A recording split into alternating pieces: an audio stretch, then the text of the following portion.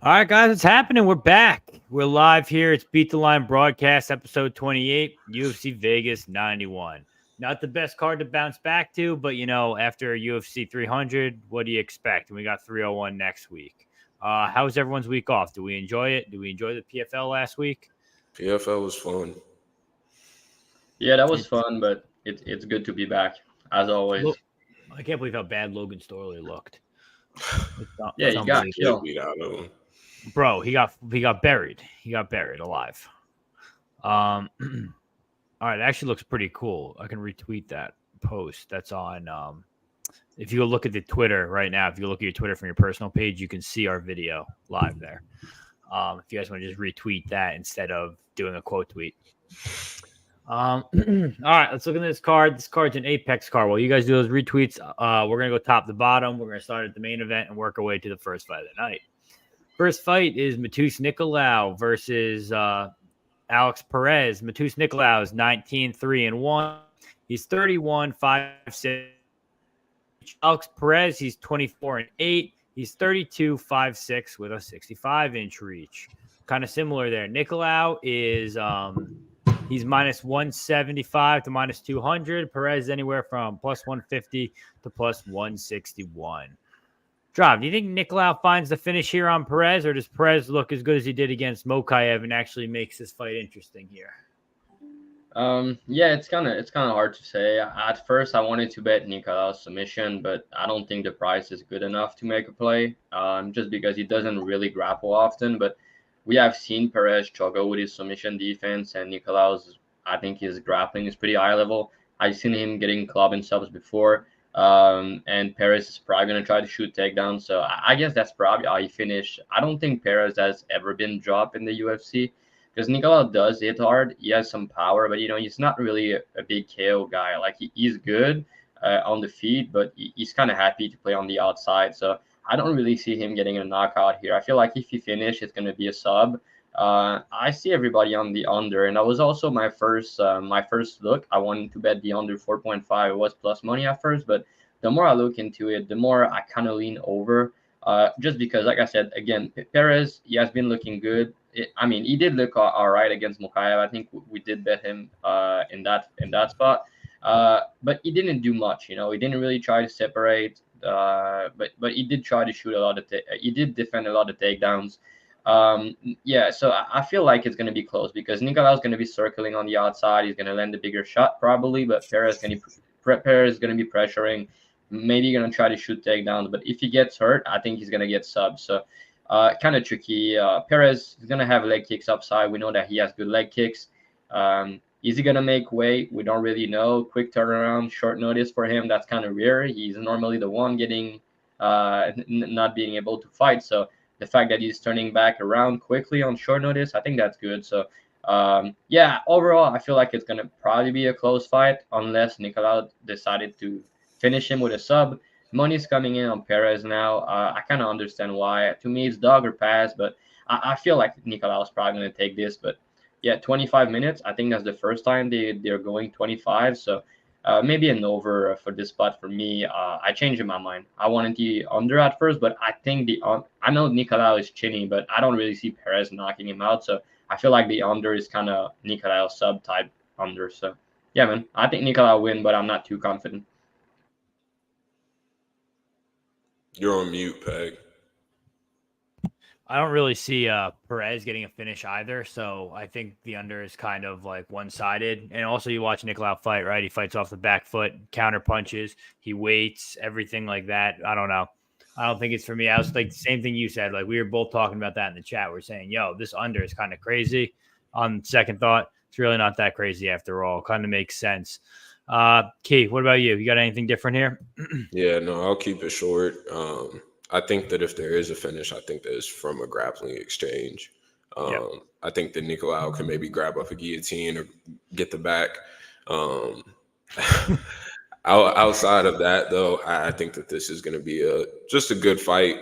Probably low activity because Nicolau won't engage unless you want to engage. So it's going to be on Perez to really push the pace.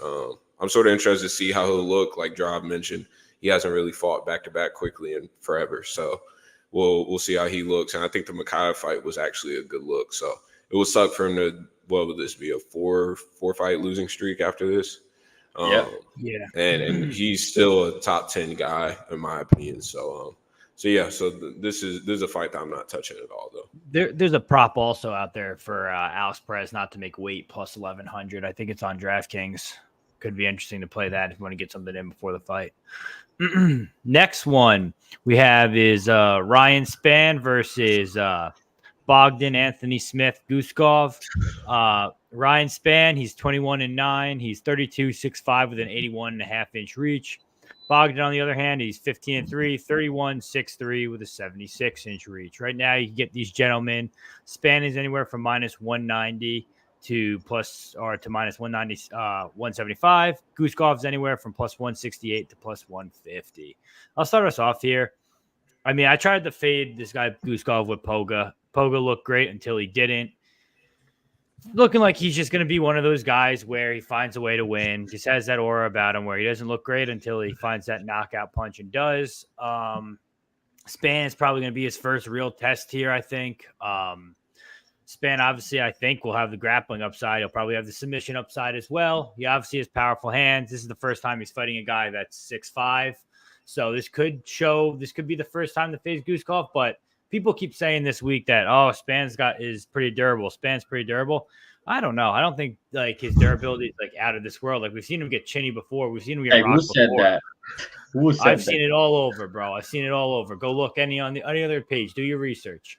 So we look at that, and I'm like, hey, I think this guy is kind of chinny. My bad. I got like an ambulance going by. Someone's house is on fire. But either way, I think I don't know. I want to bet on this guy Guskov. I think this is dog or pass for me. It makes me. It's just like I can't keep fading this guy and keep losing money fading him. I faded him with Volkan as well, which is the only time I made money. So I don't know. I think he finds the finish here, and I think that's how I'm going to play it. Key, what do you think? Yeah, I had Spann at minus. Can y'all still hear me? Yeah, we're good. Okay. I had Spann at minus 160 early, and I hedged out of that quick. At first, this sounds or feels like a levels fight, but then you watch the tape, and Spann is getting cooked the second he gets touched. I mean, you can't trust him to grapple here, even though I do think that he has a pretty wide grappling advantage here. It's not like I'm going to expect Ryan Spann to put on a 15-minute game plan ever. So I think that this is probably an early bunk from somebody.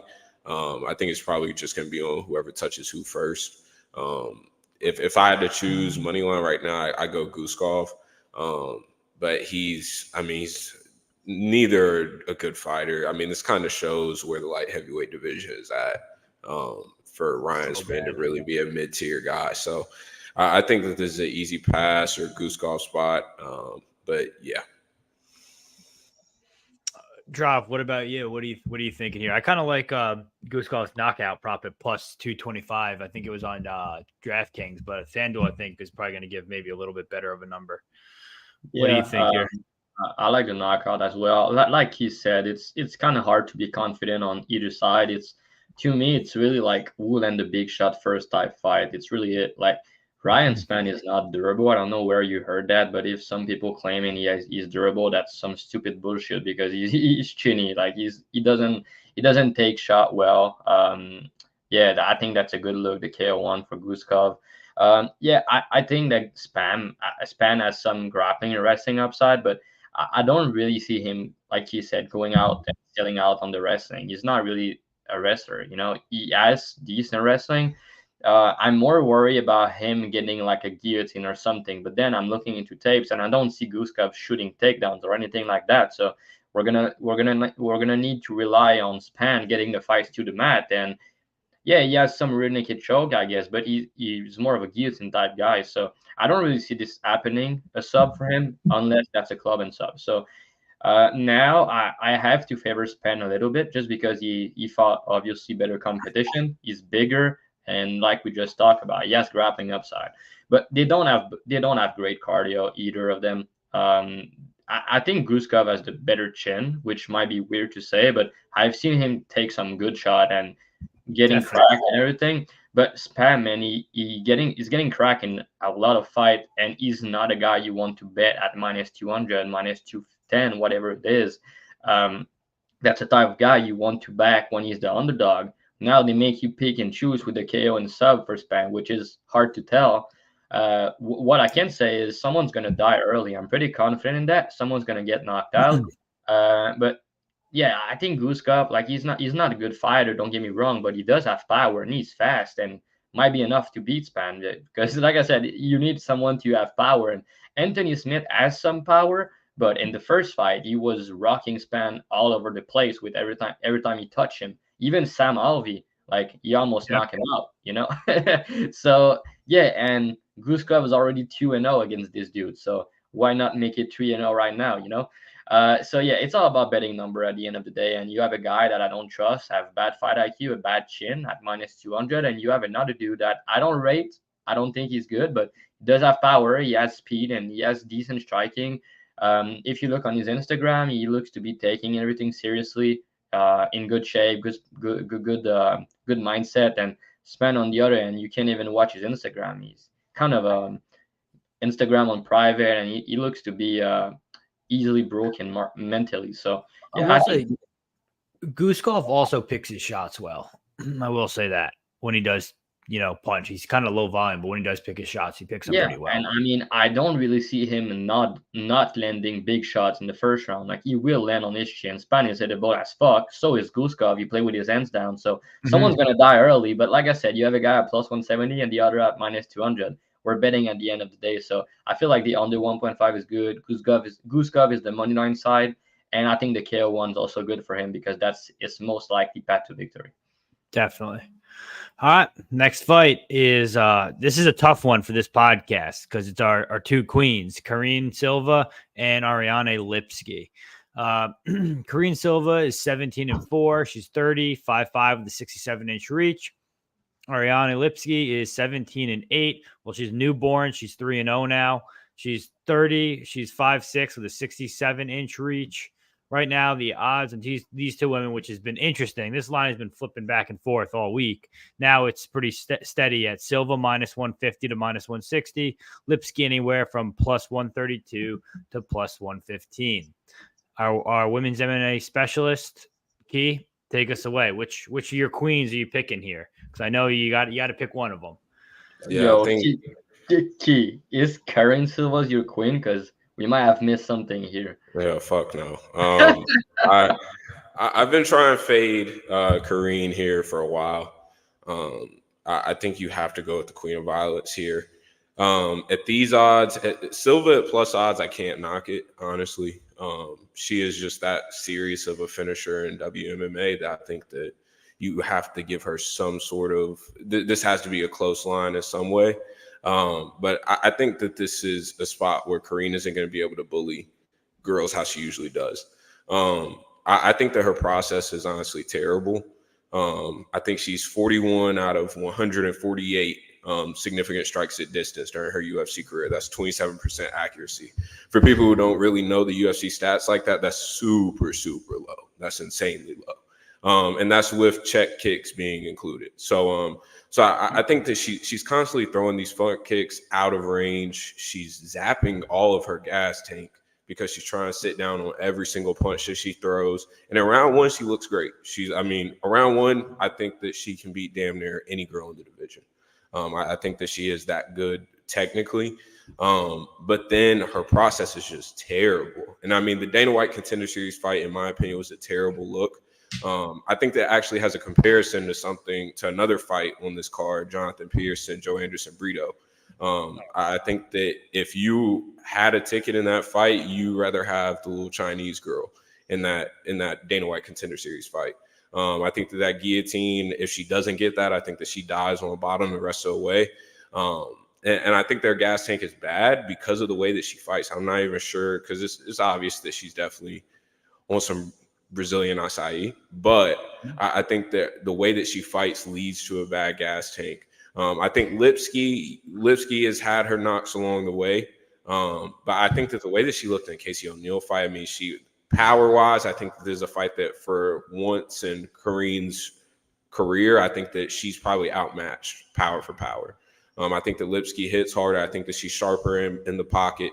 I think that she's going to be looking good in the clinch. Also, if Kareen's on top in round 1, yes, I'm scared. But outside of that, I'm not really shaking in my boots too much, honestly, in this fight. I have 3 units on Ariane Lipski at plus 139.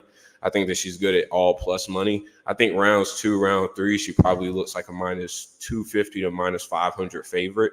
I think that once she gets out of this round 1, I think that we'll see what type of fighter that Kareen really is. I think this line has a lot of recency bias just because people don't see a lot of finishers in women's MMA. So I think this is an Ariane Lipski fight. If Kareen wins this one, I mean, just put her to a fucking title or something. I don't know. I can't fade her to save my life, but I think the Kareen's going to get shown up here. I think that the hype train is going to get derailed. That is okay. I'm on Lipski too. I agree the same. I think this is just fight goes 2 ways. Either, Silva figures out and can be the bully that she normally is, and she may break Lipski early, finish her early. But if she can't get those takedowns and bully her like she does in other fights, then this is Lipski's fight to lose. I think, like you said, round 2, round 3, it's going to look real live. And also one more thing, in terms of the wrestling exchanges here, one, I mean, we've seen a lot of good transitional grappling work from Lipski, most notably her last fight getting that arm bar against Casey O'Neill. Also that knee bar versus, I think that was Luana Carolina. But I think that overall here, like the wrestling, I mean, we've seen Lipski's takedown defense take a serious jump over the past few years. And so I think that Kareen Silva's wrestling has always shown up to be kind of bad, regardless of what the numbers say, in my opinion. So I think that Lipski defends a few takedowns early. And I think that from there, she looks upwards of minus 300. Go ahead, Dravhy. Yes, sir. Take us away, Dravhy.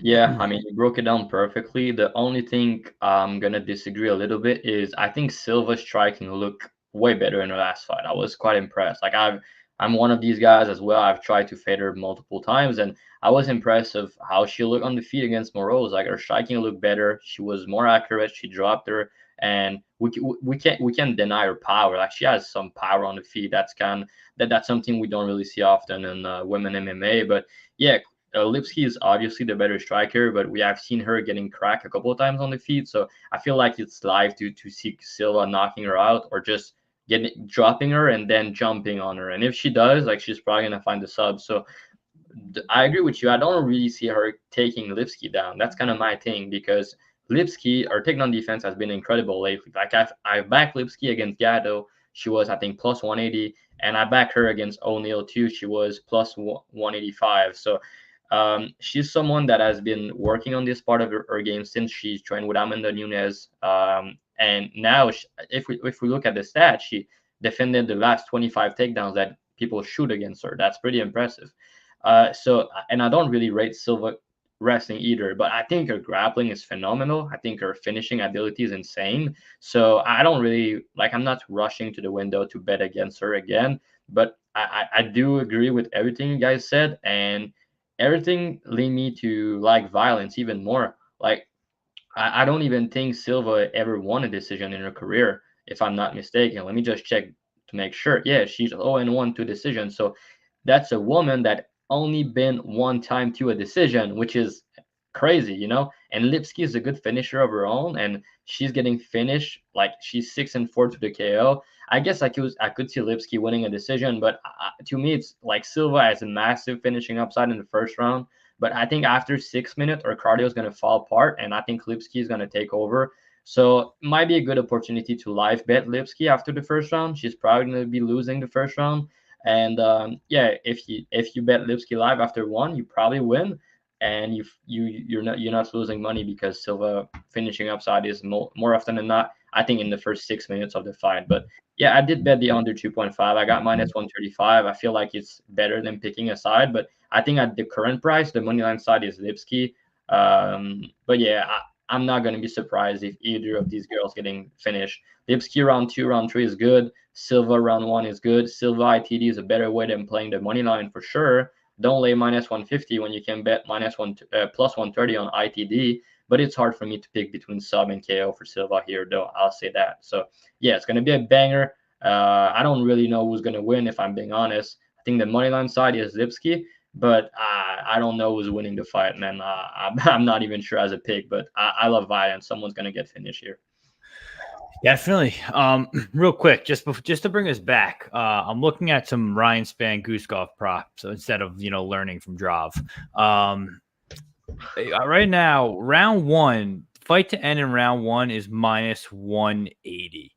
So, and props that you get round one KO for plus 450. How does that really make sense here? That's what I'm trying to figure out. Because Spann is minus 200, they give him most finishing upside, and they give him KO and sub upside. That's why the difference is in Guskov. But I still don't think the line makes sense. I think it should be around plus 200, plus 250. Him to win in one, Guskov to win in round one or round two is plus 220 on FanDuel. 320? 220. And what about KO 1-2? They do not have that second. Okay, round and method combo. So Guskov in round one KO is plus 440. Guskov round two KO is plus 1,000.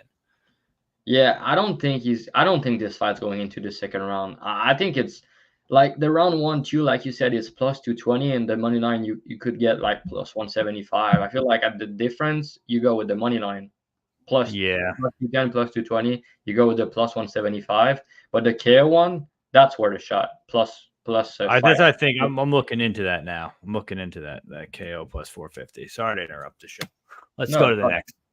Let's go to the next fight. Next fight is Diniz. He's 6-0. He's fighting Austin Lane. Diniz is 32, 6'4", 75-inch reach. Austin Lane is 12-4. He's 36, 6'6" with an 80-inch reach. Diniz is obviously coming from that glory kickboxing background that's becoming the new meta for the UFC. All the glory kickboxers are coming over to the UFC. Drav, what do you think? Do you think Diniz finds the finish and knocks out Austin Lane again, just like Tafa? Or do you think it goes a little different? Yeah, probably. Like, it's maybe a square bet, but I think Diniz KO1 is the most likely outcome. We have seen like this guy Lane. He's skinny as a heavyweight, and you don't want that. Like, he's big, he's athletic, head wide up. He's standing like this the whole time. Exactly. I mean, he's 36, which is not too old for heavyweight, but the dude was an athlete. He was a guy who's playing football, I think. But yeah, I mean, he got knocked out in the first round 4 times already. And yeah, I think it's gonna happen again. I'm not gonna go too deep into it, but I don't see him getting takedowns. Diniz, he has a good kickboxing background. You can watch his kickboxing fights. He did fight a lot of high-level kickboxer in his career. He has the way better chin. He has decent takedown defense, but I guess if Lane gets on top, it might be a little bit of trouble, but I don't think he will. And he put like crazy pressure. He's going to walk forward. He has good counter shot. He has a lot of tools on the feet, and he has big power. And yeah, man, I feel like he's going to get a knockout here. But Lane is live for a KO1 too, just because of the way Diniz fight. Like, he's kind of happy to get hit. But yeah, man, I think Diniz gonna get a knockout in the first round. I think the under 1.5 is a good parlay piece because I don't see this fight going past 1.5. And if you want to play Diniz, I think the KO1 at plus money on the book, that's the way to go. I like that. Anything different from you, Key?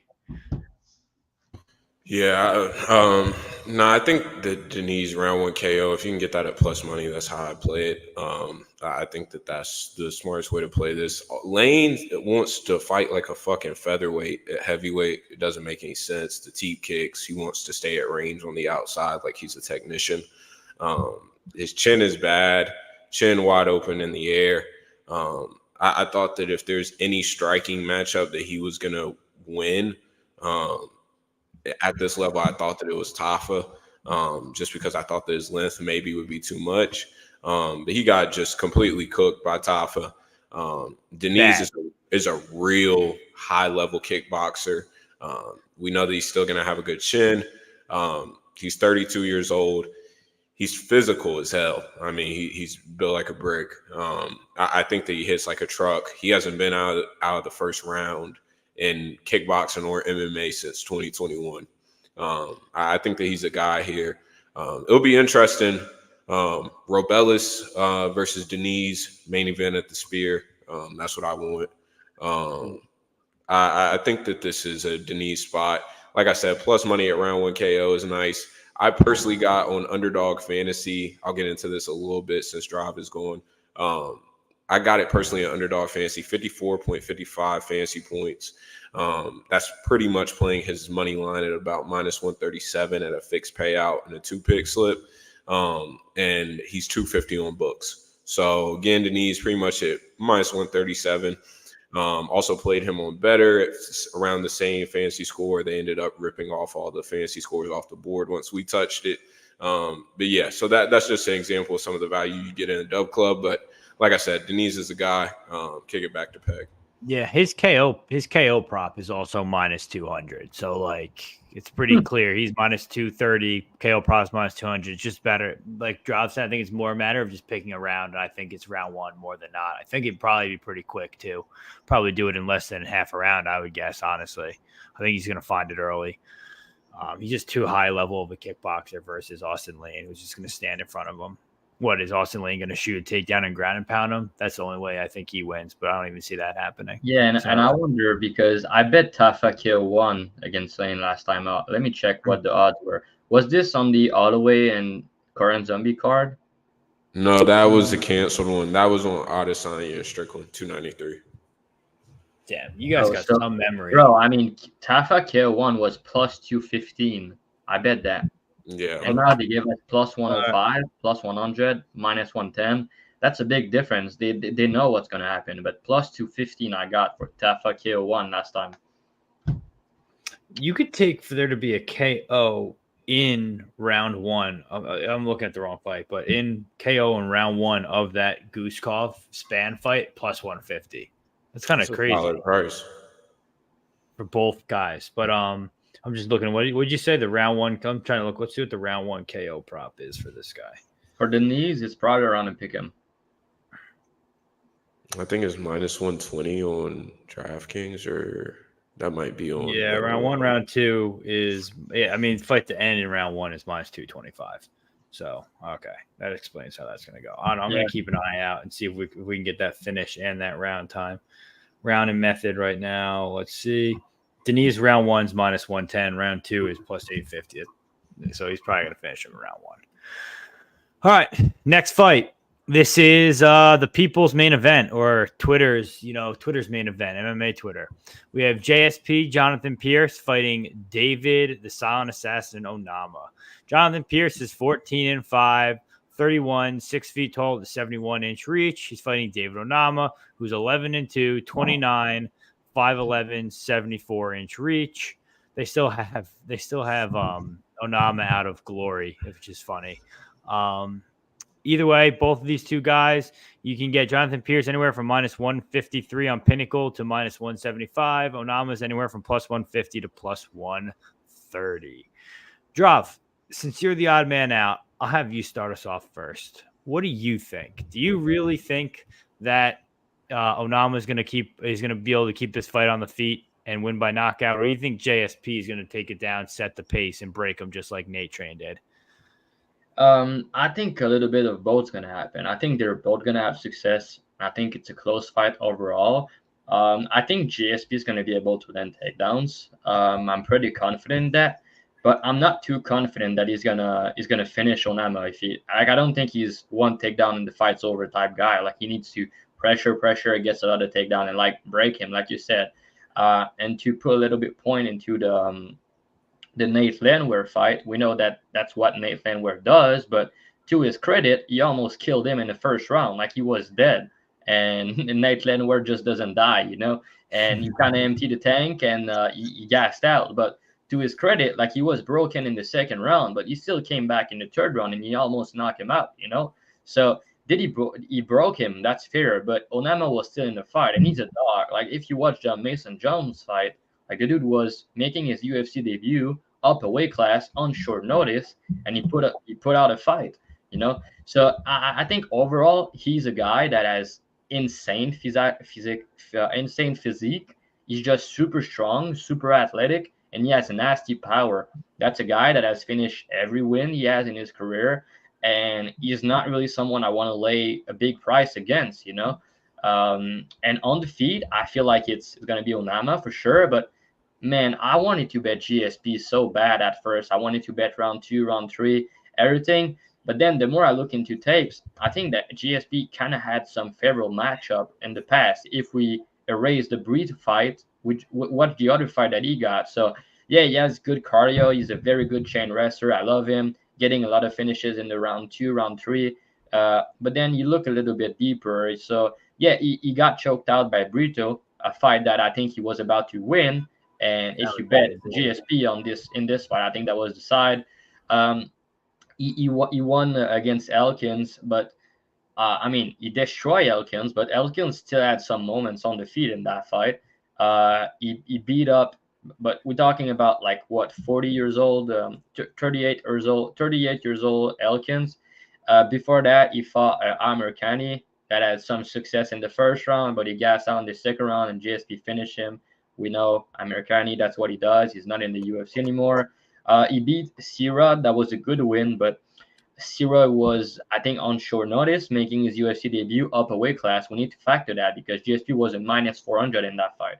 But again, Sira did touch him up a lot on the feet, man. In some spots, I thought he was about to knock him out. And then Omar Morales, decent win. You know, he finished him. Morales is tough to finish, but not in the UFC anymore. And he finished Kai Kamaka. Kamaka, I just bet him in PFL. He made a shit ton of improvements since that fight, but in 2020, he was not a high. That to me was not really a high level fighter. But yeah, he had success on the feet again, and he got finished by Joe Lozon in his debut. So my point being, like, he fought good fighters in C-Rod, but that was like C-Rod UFC debut, upper weight class on short notice, and he fought a good fighter in Breach who was dangerous, and he got finished. Now he's fighting another guy that I think is going to be one of his toughest fights in Onama, who's big as shit. He hit like a truck, and GSP is going to get cracked on the chin. I think if you bet GSP here, there's no way you can tell me like there's 15 minutes that the fight's going to be on the ground and he's not going to get cracked. Like he's going to get cracked at some point on the feet. Like Onama's the much better striker and he's going to land big on him at some point. GSP, I think, has a good chin. I'm not saying he's chinny, but he can get cracked and he's very hittable. So, and Onama, I think he can get up when he gets taken down. And I think he has good submission defense. So I don't think GSP is going to submit him. I think he's going to take him down. But I think for him to cover his price tag and win the fight, he needs to, like you said, Peg, you need to break Onama. You need to shoot like 10, 15 takedowns, work, cardio, pressure, everything, and put a pace on him. That's what he does. And we need Onama to kind of break and then either get finished or lose a decision. But if the fight go the distance, I think Onama is going to probably be the one doing more damage. I can see a round where he land a knockdown and it changed the fight, you know? And I think on the feet, he can knock him out for sure. Like he's a guy that can knock out a lot of people. He's not the most technical guy, but he has a shit ton of power. And he's just not a guy I want to pass on at big plus odds. So yeah, straight up, I bet Onama plus 165. I think that he was the side at these odds. If you bet GSP around the pick him, I think that's a good bet also. But to me, this fight is very close. It's hard to pick a winner. But yeah, if the fight go past 7-8 minutes, it's probably going to be GSP. But I think he's gonna have to survive a lot of danger. And even if the fight go into the second and third round, I think that Onama can still knock him out. I feel like his cardio concerns are a little bit overblown. He's training at high elevation at Factory X now, and I don't think he has like terrible gas tank. He doesn't have the best cardio, but his cardio is not terrible, you know. And even when he's tired, he still has that power, and he has shown me that in the Nate Landwehr fight that he can still crack when he's tired and late in fights. So I can see a scenario where GSP land like 2 takedowns. I can see him looking good, and then Onama stand back up, 1 minute left. You crack him bad and he stole the round with damage, landing the bigger shot. So yeah, man, I just feel like it's hard to go past minus 110, minus 125 on GSP. But if you like him, I understand. I think the under is also a good bet. I think GSP round 2, GSP round 3 is a good bet.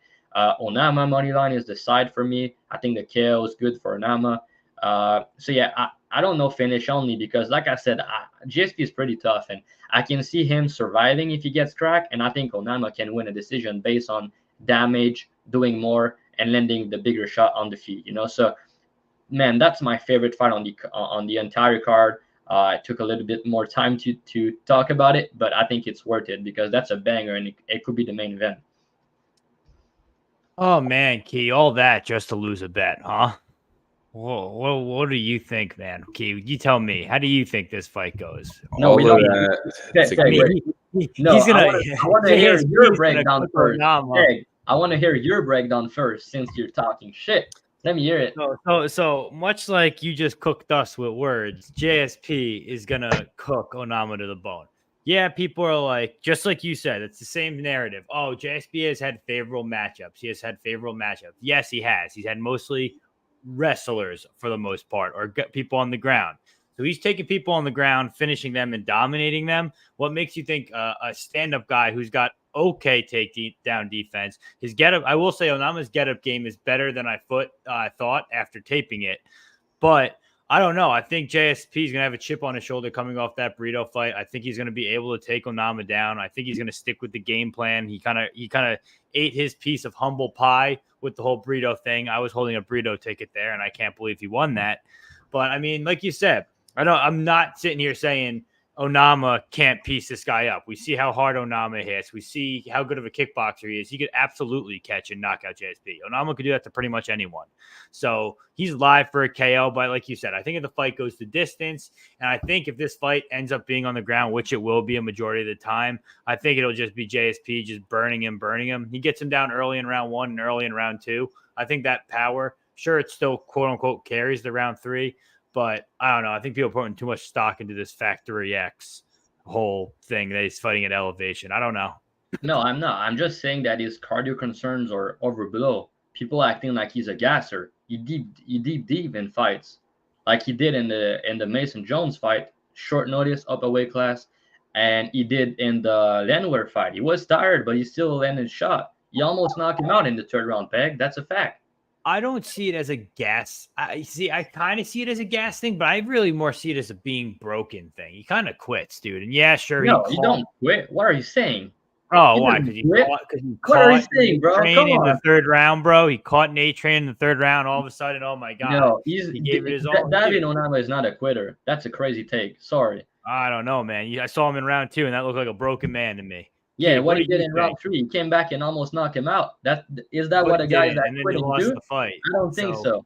Did he look like a quitter in the Mason Jones fight?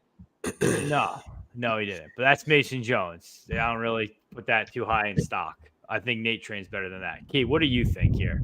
Talk to me. I think that I mean, I think that there's a couple different ways to look at this fight. JSP's last fight, Ultimate Meme, get up and do something, boy. Get up and do something. That shit was hilarious.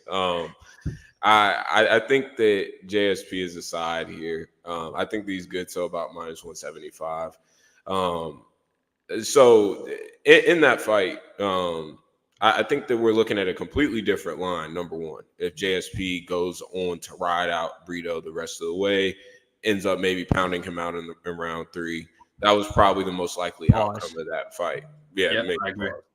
But that was, he was going to look like a wide favorite outside that ninja choke. Brito is about to drown.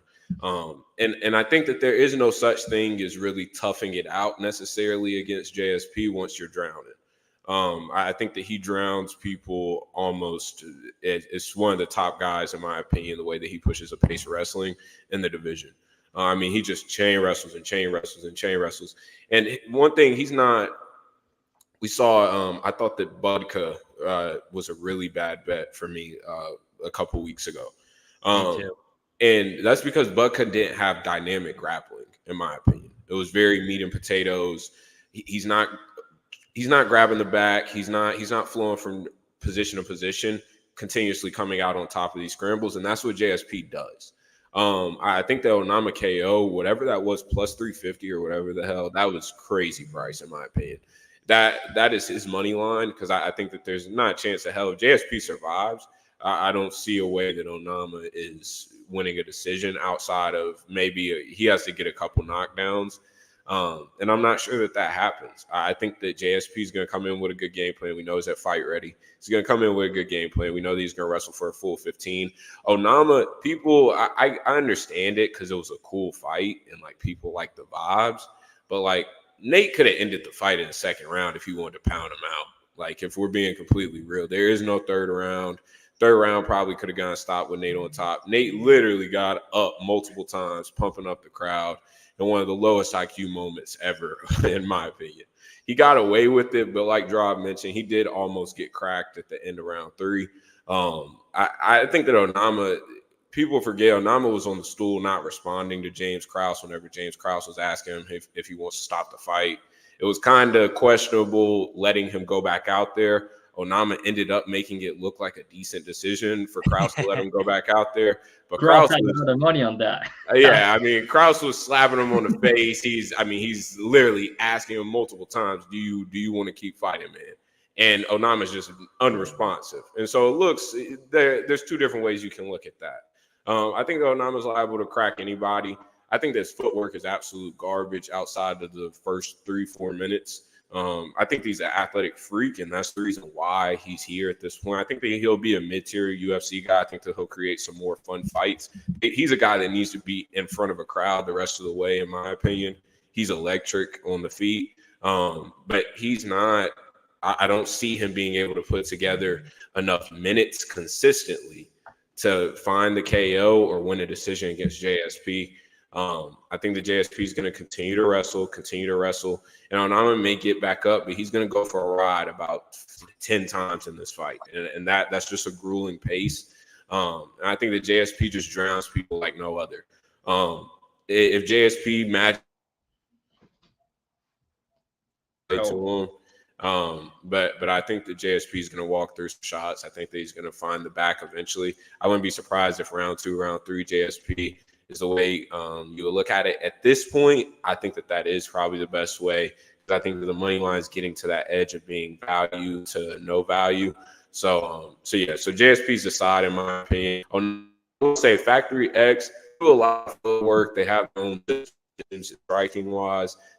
I'm wondering if, like we've seen with a couple guys that went to Factory X, Alex Hernandez had a little bit of a skid early on going there because they sort of zapped some of his powers, which was chaos in the first round, and forced him to be this touchy-touch fighter that's feeling out and throwing and setting up a bunch of feints and setting up a bunch of traps instead of just fighting instinctually as he had.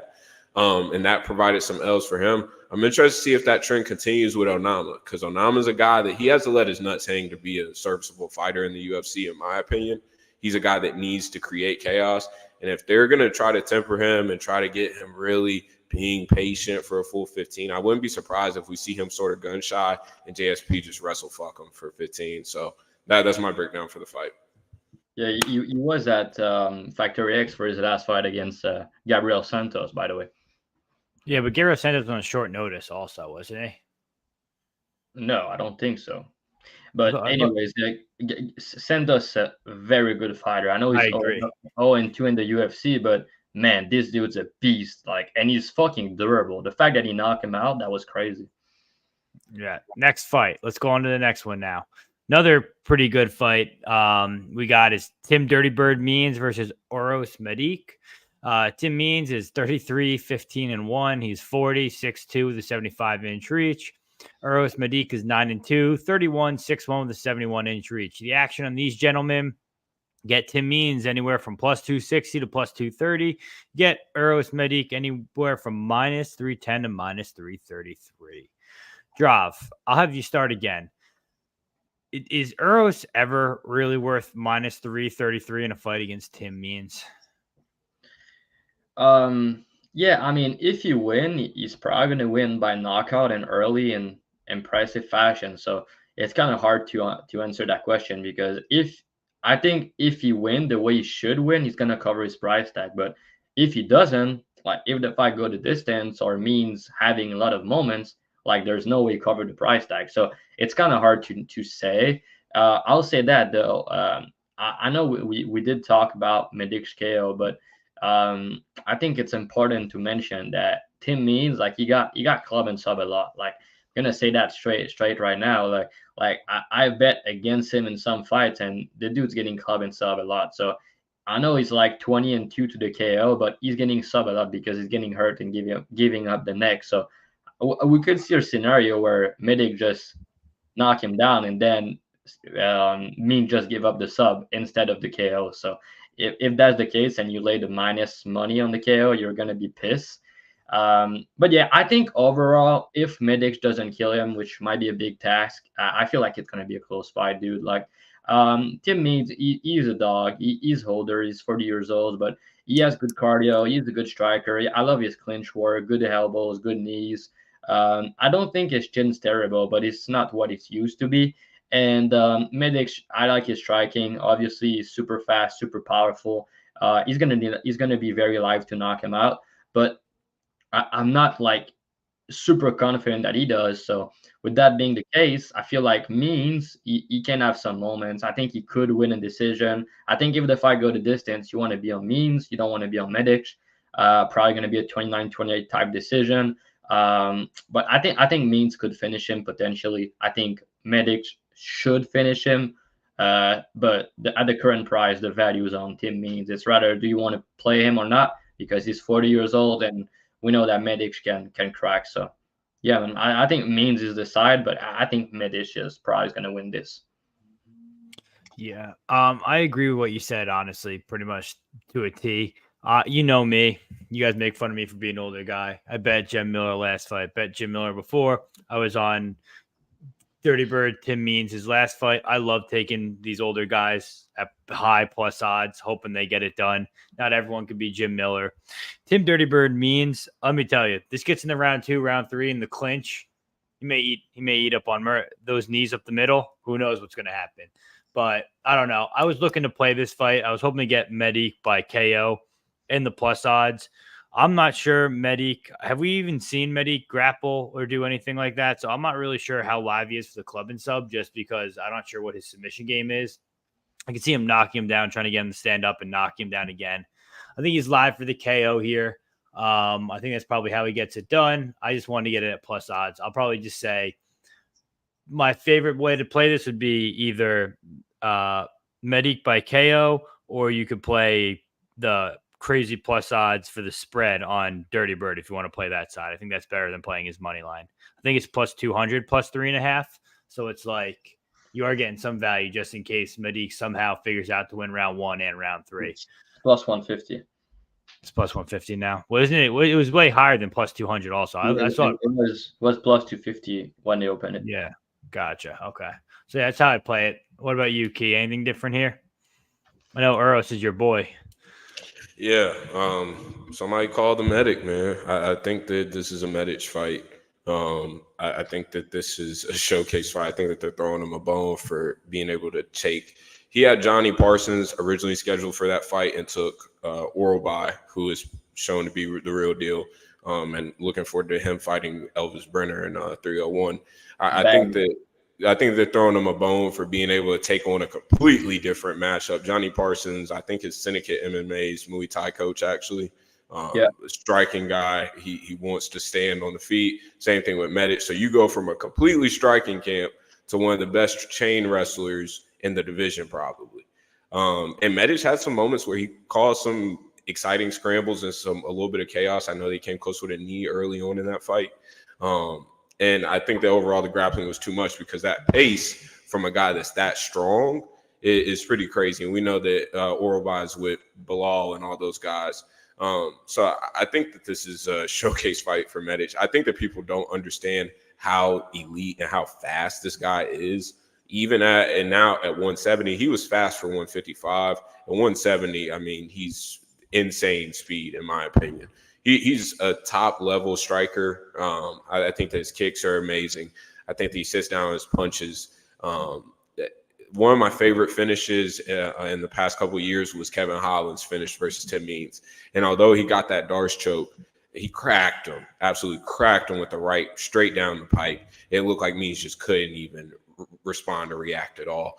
I think that the punches and the issues that Means has to add up eventually. I mean, he's getting knocked down versus Kevin Holland, getting knocked down versus Max Griffin. Andre Fialho had him on the ropes a couple times. There's only so many times you can dodge death at 40 years old. I think that the speed is too much for Medic. In terms of the grappling, I think that some people have concerns about Medic's cardio and grappling. I think grappling-wise, Means obviously has an advantage, but it's not like we've seen Tim Means put together a fucking wrestling game plan for 15 minutes and keep that pace. And I also think that Medic, Brazilian Jiu-Jitsu, from what it looks like, I mean, it's been pretty crafty and creative. I mean, he's thrown up a couple triangles and some regionals. I mean, he's been able to create space, which is what you need for his style to get back up on the feet. I think that he's the side here. I think round 1 KO is a good look. KO at plus money is a good look. The club and sub, Medic hasn't shown off any front chokes or anything like that. I don't see that happening here, so I think this is a KO. And Medic's cardio, I mean, people are forgetting he was the fresher guy and the guy who ended up finding that round 3 finish at altitude against Simi, who has fought to the end versus damn near everybody. I mean, we saw that performance against Morono in round 3. So I think that Medic's cardio is not a concern here. Means is the Dirty Bird for a reason. I love his clinch stuff. I think the elbows and knees are super creative and nasty. I think the Medic is so good at keeping space, and he's so long that he doesn't have to enter the pocket and get in like Fialho had to do so consistently. So I think the Medic is a side here. I can't blame you. Minus 300, minus 320 is a little crazy. I can't lie. Especially for them not giving so much KO upside. I think KO should be minus 170, 175 here.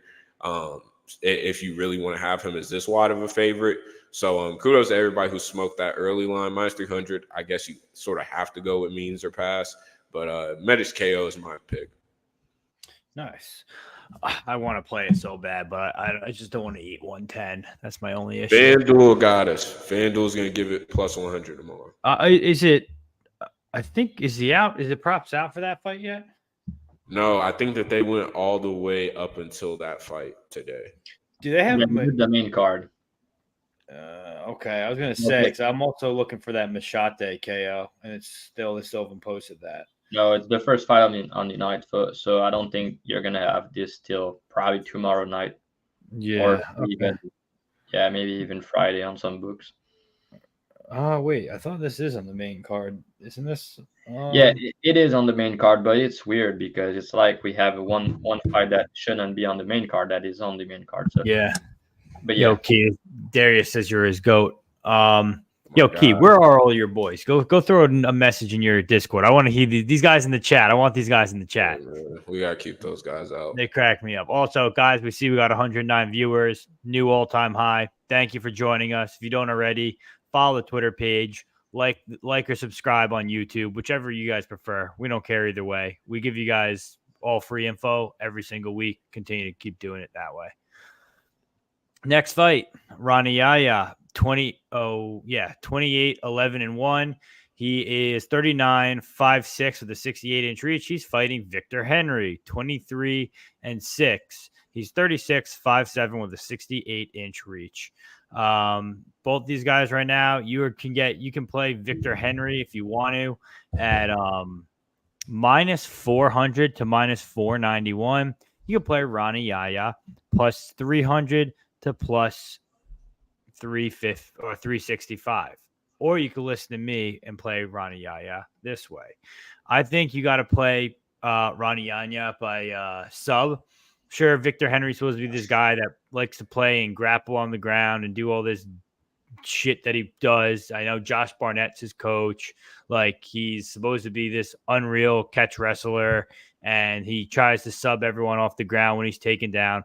One thing you notice when he's taken down, though, is he gives up his back every single time to get up. We saw it twice against the Sun Sao. We saw it once against Gravely.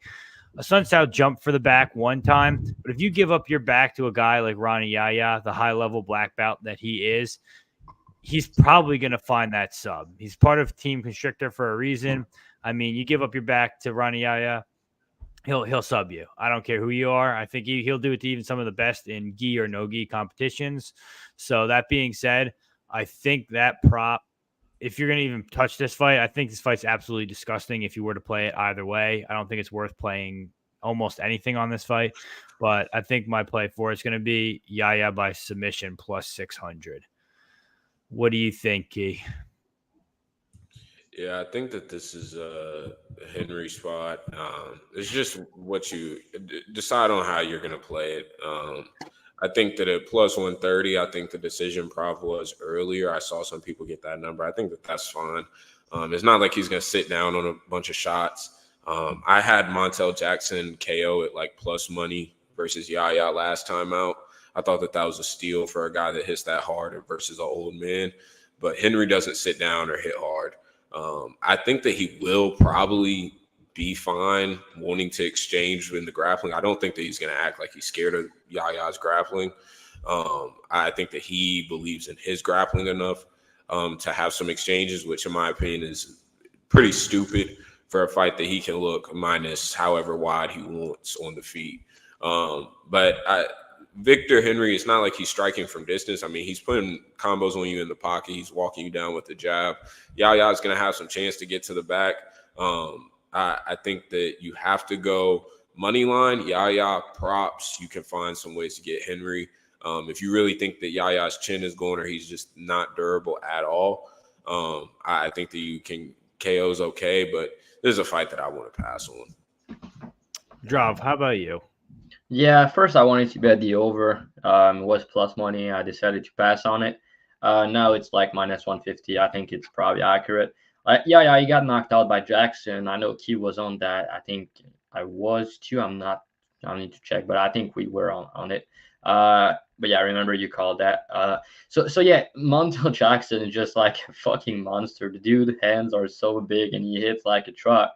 And yeah, he's a good wrestler. So Yahya could not get him down. He was stuck on the feet against a much bigger guy that hit harder, and he's 39 years old. But before that, the last time he got KO'd, it was in 2009. 2009, so that's a bit crazy. And Henry is kind of a decision machine. He's not really a finisher.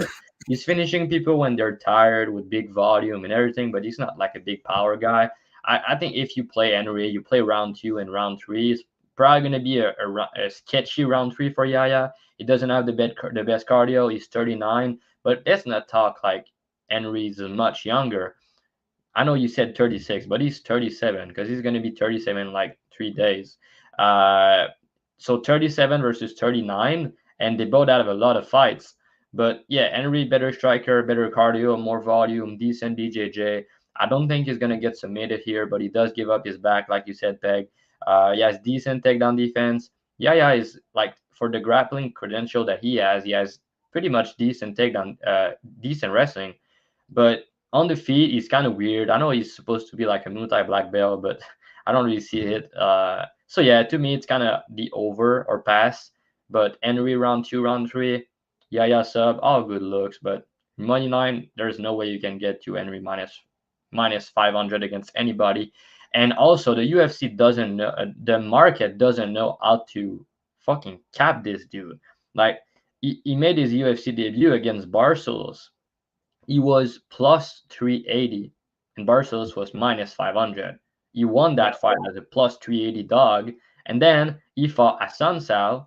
He was minus 400 and Assunção was plus 310 and he lost at a massive favorite after just cashing as a big dog. And then he won a split decision against Dravhy and he was like a minus 150. And then against Basharat, I know that was a no contest, but then he was back at a big dog, plus 425. Basharat was minus 600. And now he's back at a big price tag. So the market is going up and down on him. So that's kind of crazy. That just proved me that they don't know how to cap this dude. And Yahya was almost the same price as he was against Montel Jackson. So yeah, man. Yahya or pass for me, but I'm probably just gonna pass. Yahya by sub plus 600. Next fight here we got is Austin Thud Hubbard. He's 15-7. He's 32, 5'10 with a 71-inch reach. He is fighting Mikhail Mad Dog Figlak, 8-1, 27, 5'10 with a 70-inch reach. These guys right now, the odds are still minus 170 for Figlak and plus 145 for Hubbard. I'll start us off first for this one. I really, going into this fight earlier in the week, probably around Sunday, I was looking at Mikhail Figlak, and I was like, damn, minus 125, he's going to be the side here. But, I got to listen to my boy Peg, you got to do tape. You got to do tape.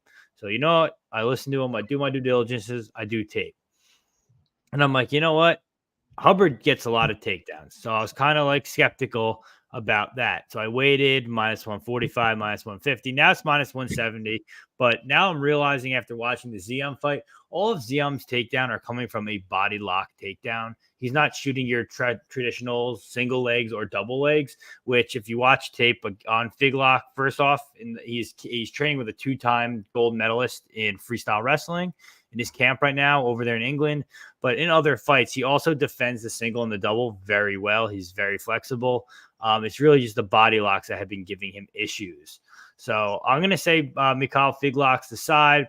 I don't really like minus 170. You could always watch the fight and see if a live line opportunity comes up, because I'll probably be taking one if there is a live after round one. I think Figlak's definitely the side here. Austin Hubbard has no finishing upside, in my opinion. So that's kind of what I think here. I think Figlak's the all-around better fighter. Everyone's worried about the 2-year layoff. I wouldn't worry too much into it. Injuries happen. You look at it, go on his Instagram. He's doing tape. He's hitting pads. He's training, everything like that. So it's not like he's sitting out. Who do I go to now? Key, go ahead. What do you think for this Hubbard-Figlak fight? Yeah, I have to side with Figlak here. I like his boxing. I like his pace. I think this is a fight. I think it's a mid fight, honestly. I think the Figlak, if there is anybody who's going to look like a wide favorite here, is Figlak. On the Better app, which is a lot of the ways that I bet without books. On the Better app, they had his fantasy points at 35.5 using the DraftKings scoring system. That's pretty much his money line, and he can go over that score in a loss too. So that's about a minus 200, minus 215 prop that I get for minus 137 at a fixed payout at plus 200. So I think that this is fine. I wouldn't play his money line at this point, but I think that there's – what was his decision prop look like? For Figlak? Figlak plus ill, plus 125. Yeah, fuck that. He has a better boxing, though, plus 600 KO. Yuck. Yeah, that's nasty work. Yeah, this is a pass fight for me. If you got Figlak early, kudos to you. Yeah, I agree. I mean, that's not a guy I want to lay minus 170 on. Like, I bet ZM against him when he made his debut, plus 165. I just checked, and the decision prop for ZM was plus 275. It's kind of crazy looking back at it. But yeah, Figlak, I think he's better than what he showed in that fight. Like, he's a decent fighter. He has power. He's the better striker here. Decent wrestler of his own. And Hubbard is just, he seems a little bit washed to me. It's kind of crazy. He looked bad in his last fight. But yeah, he doesn't have finish. Yeah, I don't know, man. He doesn't have finishing upside. He's durable, though. He has good cardio, decent wrestling. I think the fight's probably going to be competitive. So at the current price, if you want to bet, I think it's had to be Hubbard, but he has more UFC experience. He has been there, done that. But man, I just can't get there. And now on the other side, I think Figlak's the better fighter, but I think he is almost on a 2 years layoff. Coming back, I don't know, man. I don't like this fight whatsoever, but I think Figlak's going to win a decision. Okay, next fight. This is a contenders fight a title contender fight for heavyweight. We have Dontel Mays versus Cal Machado. Dontel Mays, he's 10-6. He's 32, 6'6", with an 81-inch reach. He is fighting Cal Machado. He's 8-2-1, 29, 6'4", with a 78-inch reach. Right now, the odds on these two fellas, you get Machado anywhere from minus 119 to minus 116. You can get Mays anywhere from plus 105 to minus 105. The books are making you pick a side. Who do you, either you two want to start, or do you want me to start? Because I have money on one guy. Wait. I'm putting a peg. You remember that song? No, You know what is this? Wait, it's for this. Alright. You didn't What hear is it? that? Crazy. No, Main what is event it? is crazy. Alright, let What me is do it just for you, Peg. I don't know what this is. Did you What is hear it? Welcome to the main event. Oh, Welcome the to main event. Oh, that's funny. I couldn't hear it really. That's why. All right. So I'll start off. I played Cal Machado plus 136. Would I play him as a favorite? Absolutely not. The reason I played Machado at plus odds was because of the both the grappling and the BJJ upside. I think he's the more athletic fighter. He's the faster striker. He does not. Mays has more of the punching power for sure. But I think as long as Cal Machado fights us from the outside, he has the BJJ to contest with Mays. If he gets to the ground, he'll get up no problem. I think he just sticks and moves, and this is just going to be a sloppy heavyweight fight. It's going to be disgusting, but I'm happy I got the plus odds on it. Key, what do you think? I know you taped it and you were laughing taping that. How horrible is that tape? Yeah, like I've been having to watch a lot of WMMA regional fights, future fights for some tape purposes and try and get some lines early. So I've had to sit and suffer through a lot of soccer mom fighting. And I'll say that is much better than watching Kyle Machado and Dontel Mays fight. I think that this is just an absolute slot fest. I think that if you're betting this fight, you most likely need to call the number, and I most likely need to call the number because I think that Mays is a side here. I did play Dontel Mays at plus 100. Am I ashamed of myself a little bit? Yes. But I think that he's a side, man. You can't ignore the physicality in this spot. I mean, he's massive. I think that he has grappling and cage pushing upside. Machado creates some weird scrambles with his BJJ, but I think that if you settle on top, he'll be fine. I'm not saying that this is going to look like Parisian where he just completely dominates and face fucks him. But I will say I think that he can get some actual good top time. I think they can settle. You have to assume that eventually one of these days they have a good game plan for him and he follows it somehow. And I'm not saying that he has to shoot for legs instantly, but I think that he's definitely going to land the more powerful shots. Machado has hands down at times. He's just getting clipped. He's fought guys that don't have any power, but Mays can crack. I mean, we saw what he did to Arlovsky, and I think that was a really slick knockout, and people don't give it credit. But Arlovsky versus all these low-tier guys, Arlovsky has looked clean and good on the feet. And Mays slipped that punch through that right and knocked him out clean. I think that Mays has more skills than people want to give him. He's a meme, yes. But I think that you can't ignore it in this spot that he has the physicality upside. He's the plus athlete, grappling upside, and he's going to win the moments on the feet. Not necessarily the minutes because Machado throws out a lot of bullshit, but he will win the moments on the feet. And I think that in heavyweight in a small cage, that's all you can really ask for at plus odds. So I'm happy with Dontel Mays. We'll see on Saturday if that continues. Drav, how many strokes do you think it would take for Dontel Mays to knock out Cal Machado on the ground if he's in north-south? It's funny you ask because I was about to ask you a similar question. I was about to ask you what if Mays get on top? And he goes north-south. How many humps do you think it would take to knock him out? Probably 3, maybe 3, 4. 3?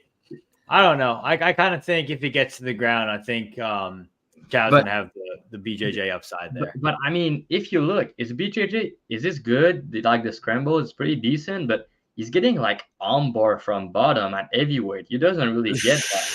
You know, I don't know if you've watched the sub that he got. It's against guides that are gassed out after 3 minutes that are like 43 years old, fat man. Yeah, it's the best. It's the way to do it. The level of competition is pretty poor on the Machado fight for this regional. I watched some funny shit, dude. Like he was jumping and doing weird shit. Like the tapes was kind of ugly.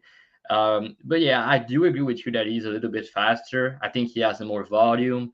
But yeah, May is going to be much bigger. He fought better competition. He has more experience against high level guys, and he has more power for sure.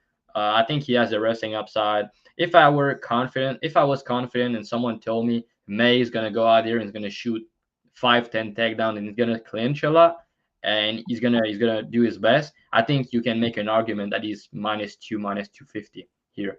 But I would agree.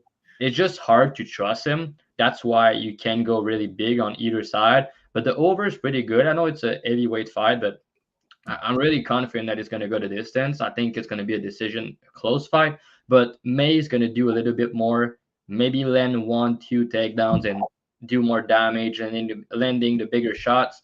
But yeah, it's a weird fight. It's kind of a meme fight. But yeah, I think May's the side at plus money. Yeah. Also, anyone who's watching this Heat Boston game, Boston's down 10 right now. I take Boston money line. I'm putting one unit at it at -104 live. Next fight, Caitlin Souza, 13-4. She's 28-5'3", the 63-inch reach. She's fighting Marnik Mann, 6-2, 31, 5 feet, 64-inch reach. Marnik Mann is plus 285 to plus 250. Souza's anywhere from -312 to -380. I mean, I actually sat down and taped a little bit of Marnik Mann, and holy fuck, is she horrible. Hey, we're proud of you. Oh, well, I stopped right there. Don't get too proud. I watched one fight of hers, and I said, I'm not even going to bet this fight. It's a clear Souza side. That's why she's -300. She's going to win however she wants. And so you put her in every parlays after. You can tell. So I'll let Key break this down for us. What do you think for this low-level girls fight? This is my Super Bowl. This is what you work hard days to come home and watch this shit. This is what you want to see. Holy shit. You work a 9 to 5 Monday through Friday to watch Marnik fucking Mann on Saturday. That's the way of life around here. I think that this is Souza will probably piece her up. Fuck me. That's crazy. I think the Souza KO. I know Corey Boncourt Sports on the Twitter. Shout out to him. I know that he got that line early at plus 500. I think that was a very good price. I think that if there is a finish, it has to be that. I don't see Souza getting a sub. I played Marnik Mann under 45.5 significant strikes. In 2 fights, she hasn't amounted that at all. 8 strikes last time out against Knudsen, who I rate very highly, and 19 against Brazil, who I rated very low and hittable. I think that you'll see Marnik Mann maybe go to some calf kicks early. Souza's coming off a knee surgery, probably a couple calf kicks, a little bit of cage pushing. But Souza's been hard 5 rounds in Invicta, won championships. I mean, she's not – people have this idea of her because she got instantly heel hooked versus Silva, but she's not a bad fighter at all. And I actually backed her there, and I think that if she gets to the second round, I think that we're talking about another Silva here. But regardless, I think that Souza's aside. KO's nice. I'm sure the spread is probably nasty as hell too. But I think that you don't want to necessarily parlay women's MMA chalk whenever she doesn't have a ton of finishing upside. But I really don't see a way that she loses. Marnik Mann is probably pound for pound top 10 worst fighters on the women's side in the UFC in history. I mean, just absolutely nothing. Nothing on the feet. She can cage push a little, and she beat the girls in LFA and regionals because she's just tougher. Like, she's just a tough girl. But outside of that, she has no traits or skills. This is a poor level of fighting. I think the Souza pieces are up, and Souza at this weight class, which is her correct weight class, 115. I think that she was up at 125 against Silva, and that was a bad look. At 115, it forces her to do the weight. She's a little chubster anyways. Forces her to put the work in. Cardio will be fine. Souza's aside. I mean, honestly, if you give out on MMA, this goes to all the handicappers on YouTube. If you give someone a recommendation on this fight, you should go straight to jail. It's unbelievable how bad this fight's going to be. Drav, do you got anything different here? Yeah, So, I mean, or can we move on to a better fight? I think like he said, I think Souza's a good fighter. Like I think she's gonna win some fights in the UFC, and I think they're giving up like a bounce back fight for her. Mann is not good. What she has is she's tough, and that make this fight very hard to bet. You know, because the only thing that she got is she can cage push, wrestle a little bit, and she's tough. And Souza, I think she's the better striker, of course, more power. I'm not going to talk about this one. I think she should win, but I'm not too confident that she's going to finish or not. So, with that being the case, I don't really want to back the ITD or the decision, and I'm not going to play the money line. But yeah, I like her dropping down to what 115, like he said, but coming back after a bad injury, a little bit of a layoff. Just know I can play minus 350, but I think she wins. I'm just not sure if she find a finish or not. Okay. All right. Next fight. James Llontop versus Chris Padilla. Llontop is 14-2. Chris Padilla is 13-6. James Llontop, great kickboxer out of Peru. He's 24, 6 feet tall, is 73-inch reach. Chris Padilla, who the fuck knows who this guy is? 13-6, 28, 5'9", 74.5-inch reach. I guess the line is minus 450 to minus 350 for James. Padilla is anywhere from plus 350 to plus 255. I feel like we missed out on a great experience. That was going to be the Gabe Green 155 experience. I had a bet on Gabe Green at minus 110, 115, I think. I believe Key, you had the other one, right? Plus 110 Llontop. Yeah, so you're gonna miss a battle of the battle of the brains here, and I think Key got lucky. I think he was very lucky that Game Green had to pull out. I think I'm lucky he pulled out too. So I'll leave it at that. I'll leave it at that, and I'll let Key take this over. What do you think of the kickboxing of James? Because it's next level, in my opinion. Yeah, I think that Llontop, if there's any of these, I believe he's Peruvian. Shout out to Fight Talk Only. I know he loves his Peruvian guys. I think that if there's any Peruvian to like out of this bunch, I know guys were on Pajuelos or whatever against Padilla. I think that Llontop is one of the best coming out of this crop. I mean, the guy just walks you down. He's a fighter's fighter. I recently just saw, I think that face tattoo that he got is new. So that adds 10 to all attributes, 10 to cardio. I think that he melts Padilla. Padilla is hard finding his tape. I think it was UFN he was with. But I did see some of his earlier fights, and I saw one of his recent subs. And so he 1 second, sorry to interrupt you. He fought Gabe Green in Bellator. He got subbed in the first round. Chris Padilla, and he got subbed in round one by Gabe Green. So that's a little portrayal of what's going to happen when Padilla wins. You would have known what Gabe Green would have done to Llontop. Gabe Green would have had a life-changing experience against Llontop. Llontop, I think his boxing is good. He's a fighter's fighter. He walks you down. He's in range. He throws. His tape was super exciting to watch. I really enjoyed it. Probably one of my favorites out of this card. Yeah. Besides Liang. But I think that Llontop is a side. I got, and this goes to show again, on the Better app, I was able to get over 51.5 fantasy points, which is pretty much his money line at minus 137 again. So that's a minus 350 at minus 137. I tried to get more than 5 units on it. We only got 3.5. But that's a little bit of how I tend to try to wait out some of these fights and find value on it. I think that he gets the KO in round 3. What is that price? Can somebody tell me what that KO 3? KO 3, I'll tell you right now.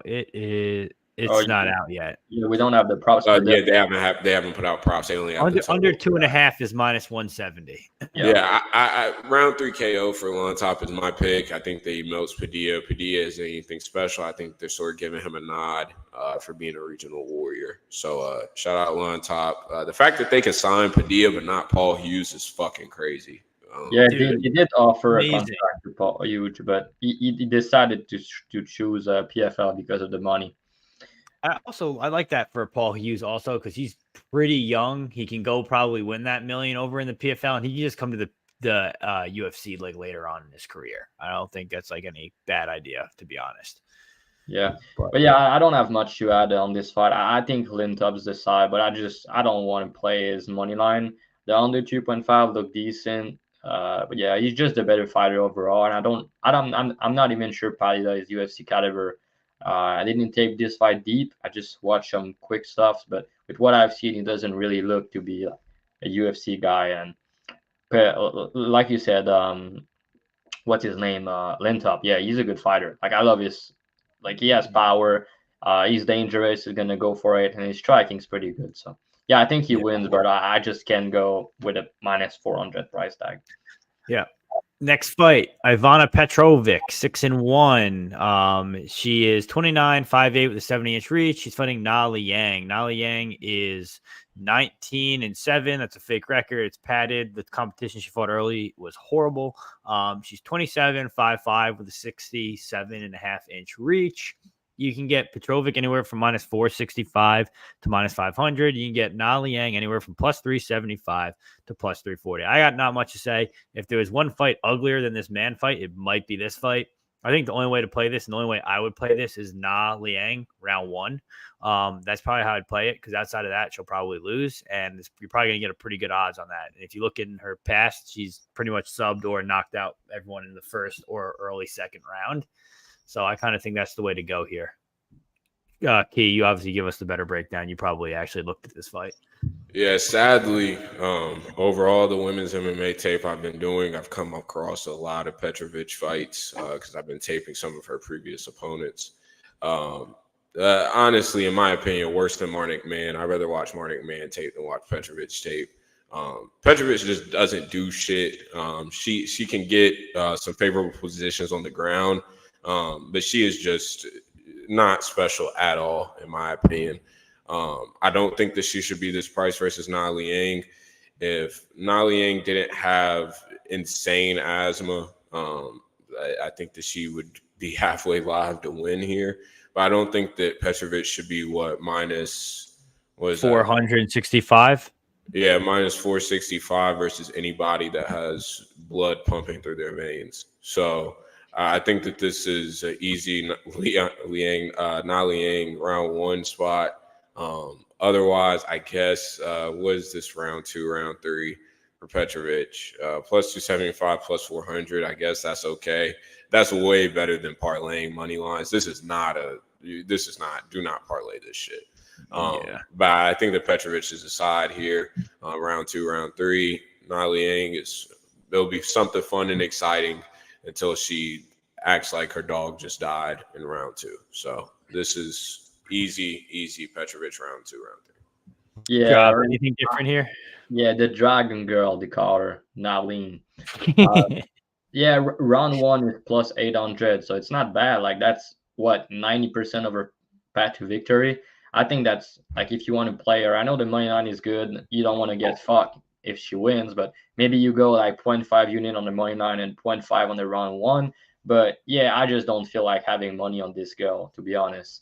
But on the other side, I don't think Petrovic's all that. I don't think she is. And Key, I was talking to you about this, and you tell me she's not like that good of a finisher. If you look into his tapes, you're gonna see, and yeah, that's true. Like she has good ground and pound, though. I'll say that. That's like the only part of her game that is decent.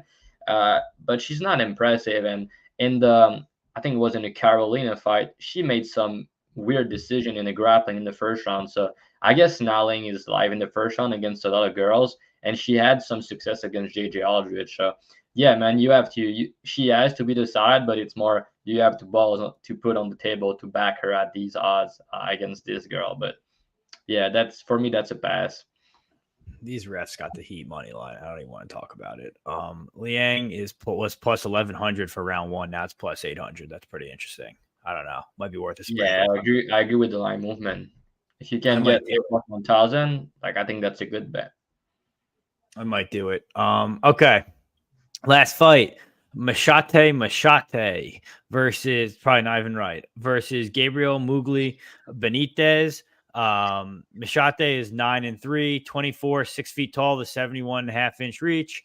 Gabriel Benitez is 23-11. He's 35, 5'8" with a 71-inch reach. Right now, the odds on these two gentlemen, you can get Maheshate anywhere from -190 to -215. You can get Benitez anywhere from +198 to +164. Let's talk about Maheshate getting a tough draw coming into the UFC so far. He opened it. He had to fight Steve Garcia. Then he got Rafa Garcia. Then he got Slava Claus, which is a tough bout to get started through your whole start of the UFC. We watched him starch Steve Garcia. Pretty impressive. It was a little tough against Rafa Garcia. That fight's tough. And then, against Slava Claus, he did get some good shots in there, but obviously he tried to stand and bang with Slava Claus, and that's never going to work, like, ever. So he got finished there, but I like some of the shots he was throwing. He throws heavy. He has power. He's got decent striking. Like, I thought he actually did way better than people thought he would do against Slava Claus. And I think when he has this, we got Tatum missing fucking 3 throws. This is unbelievable.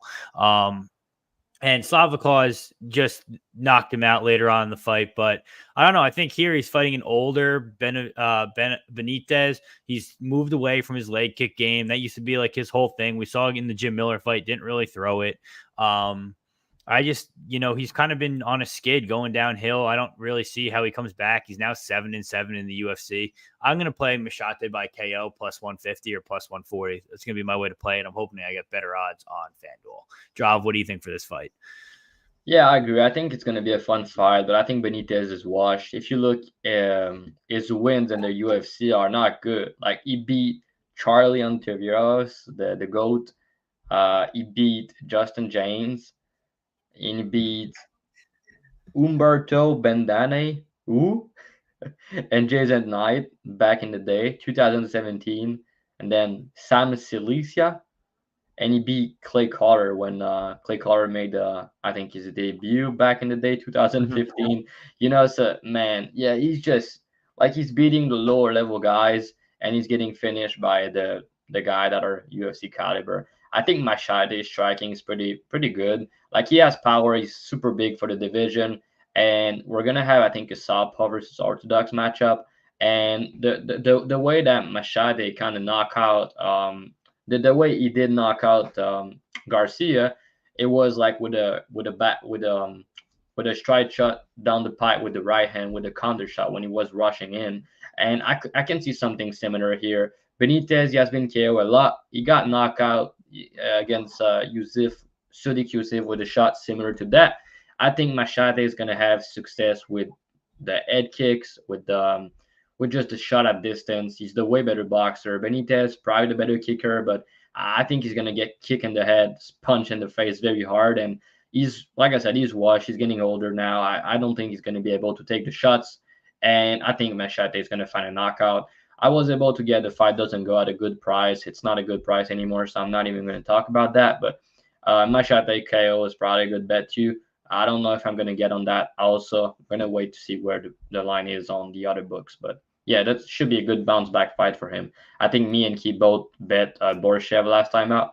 He was like, Borshev was -150, -140 that we got. He beat him up pretty bad, but Borshev level of striking is level ahead of these guys. So yeah, that's a different fight, and he should get a bounce back knockout here. Yeah. Like 6 foot 5 to 5'8" too. That's a big difference. Yeah. Key, what do you think? All right, listen, this guy Maheshate is young. I think he's got a lot of potential in the future. He's only 24. Key, what do you think?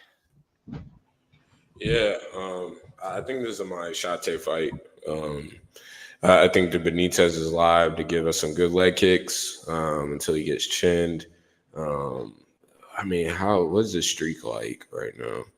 I beat Charlie Ontiveros and Justin James. He's beat guys that are only out. Yeah, Jesus Christ. I think the Maheshate KO is a good look. Waiting for that on FanDuel.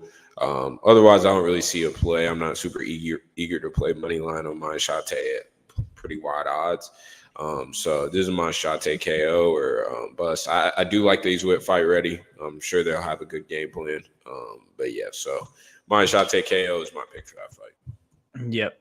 And that's what I think so too. All right, guys, that's the show. Obviously, if you've come to watch us. Like, comment, subscribe on YouTube, follow us on Twitter, reach out to us on Twitter. We're open. We answer questions. We talk to everyone. We do a BTL parlay where each of us all give a pick. We put that parlay in. I think it's up something like 9 units since the beginning of the show. It was closer to 14 units. We went on a little bit of a skid, but we're going to bounce back this week. Drav, you got a leg for this? I got a couple, so you guys can pick first. I'm gonna go first. I'm not a pussy, so let's see. Do something crazy.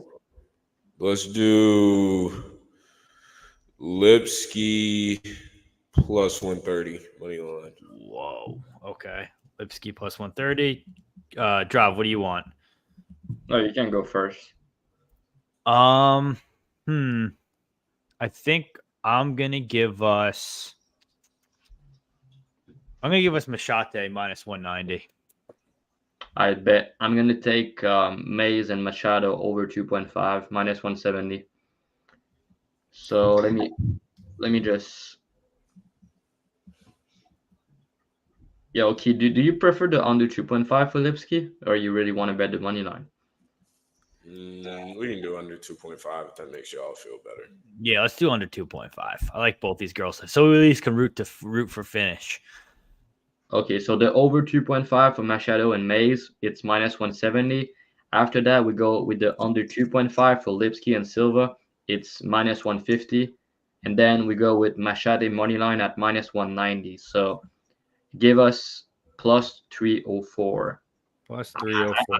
I think that's money, dude. Not gonna lie. I like that a lot. All right, again, that parlay is under 2.5 for Lipski Silva minus 150, Maheshate minus 190, and over 2.5 for Mays Machado minus 170. All three of those combined for plus 304. That's the BTL parlay. We will be back next week for UFC 301. We're glad to have you guys. Thank you for joining us. We also broke our record. We have 122 live viewers right now. It's amazing. We haven't done that before. Come back next week. We'll have a bunch of great picks for you guys. We'll have full slates ready. Again, I'm Picks by Pegasus. Follow me on Twitter. Join my Telegram. Everything's free. It'll always be free. I steal from the book and give to you guys. That's what I do. It's always going to be free. Key, Drav, give out your guys' stuff, and then we'll bounce. Yeah, Key3Picks, Dub Club, link in bio. I just went up to $20 a month now after UFC 300. We're up over 40 units on the year, about a 30% ROI on books, I believe. So good year so far. I have, I believe, already 16 units out on UFC 301, and another 6 units already out on UFC St. Louis. And so we're big time spots right now for the Cord. Discord full of a bunch of smart guys. So come through, watch some fights. We have live bets, DFS cores, apps, everything that you can want in MMA. So yeah. All right, Drav. Yeah, Dravhy_ on Twitter or X, whatever you want to call it. You can follow my Dub Club. You can subscribe. You can everything is linked in my bio on Twitter. Looking forward to this card. I know it's not the best card of all time, but I love my spots betting wise. I think the card is good for bets. And I think we're going to have some bangers. So yeah, let's get it. You can sign up to my Dub Club now, and you already know the vibe. So we're having a good year so far. I had some 2 or 3 last couple weeks that were rough, but we're still up, I think, 35 units to this year, which is pretty crazy. So yeah, man, let's keep the train rolling, and I'm gonna bounce back crazy this card. So, and now after that we're gonna have a good pay-per-view in Brazil, 301 with a big guest again. So yeah, man. Yes, sir. All right, guys. Thanks for joining us. We'll see you next week. It's every Wednesday, 7:30, unless we tell you otherwise. Follow the Twitter, sub on YouTube, drop a comment below. All right, guys. Peace.